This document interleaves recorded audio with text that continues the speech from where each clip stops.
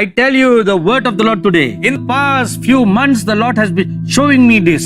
The cherubim and the seraphim are going to come to the churches. கேருபீன்களும் சேராபீன்களும் திருச்சபைகளுக்குள்ளாய் இறங்கி வர. We read about the cherubim in Ezekiel chapter 1 and chapter 10. They are the carriers of the glory of God. They carry the glory of God into the city. Ezekiel chapter 10 we read, because of the waywardness of Israel, the glory of God first departed from the temple. And Ezekiel saw the glory departing as the cherubim left the temple. Then he saw them lifting up and going out of the city of Judea. In Ezekiel chapter 1, we read that when the cherubim came, the glory of God came down.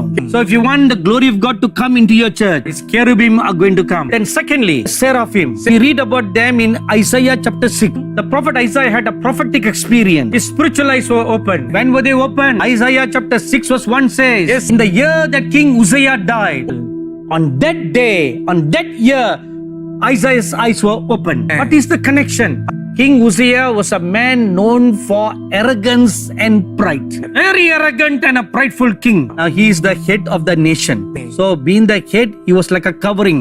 So there was a covering of sin over the nation. When he was removed, when pride was removed, spiritual eyes were open. Have you been wondering why your spiritual eyes are not open? Pride may be lurking there. Arrogance may be lurking there. Analyze yourself. Humble yourself before the presence of the Lord. Crucify the pride.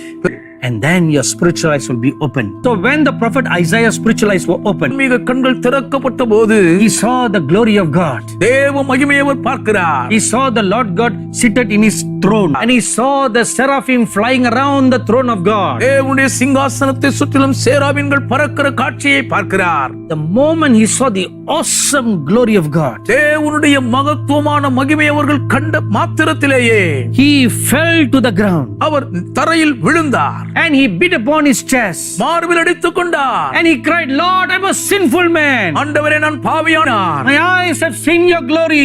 கண்டதே. How can a sinful man like me see your glory? என்னை போன்று. When he humbled himself and confessed his sin, the Lord sent the seraph.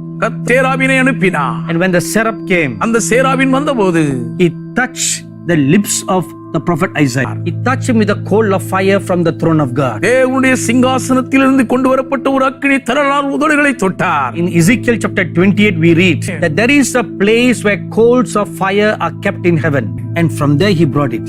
And when he touched the prophet Isaiah's lips, Yes. he was sanctified. And the seraph told him, you are now clean. You've been made cleansed. Yes. So what is the work of the seraphim?